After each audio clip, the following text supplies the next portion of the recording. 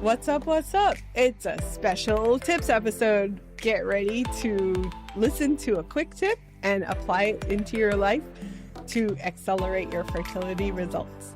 And let's get fertile AF. This is Heather Rhodes from Dr. Heather Rhodes, and this is tip number 2. So, when it comes to nutrition, you've probably heard a lot, especially when it comes to eating for your fertility. One thing I want to give you to consider is thinking about the big and the little picture when it comes to nutrition. It's really easy to focus on one or the other. So, what this means is we want to look at the big picture, the grand scale of things like, hey, are you eating enough overall? Is your body getting enough of these big main nutrients like proteins and carbs and fats? But then we also want to consider, how are you eating? Is your body staying stable? Are you getting signals that you're hungry? If so, then your metabolism's already started slowing down, and we want to absolutely prevent that when it comes to fertility.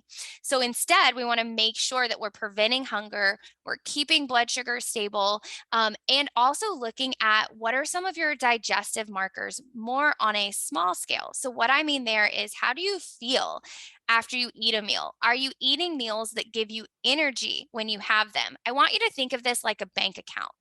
When we are eating nutrient dense foods that have a lot of the big picture things we need and the little picture things we need, then we are making sure that we are staying in the budget of our bank account.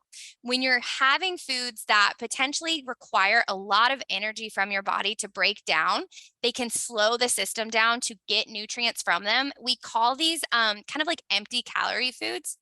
And so, one thing you might notice is that you are feeling a little tired or a little sluggish after you eat. It's also kind of thinking about, hey, your body is spending a lot of money to get just a little bit of value from these foods. So instead, I like focusing on nutrient dense foods. An example of this would be the difference between something like kale and something like beef liver. It would take 8 cups of kale to get the same amount of nutrients as it would 1 ounce of beef liver.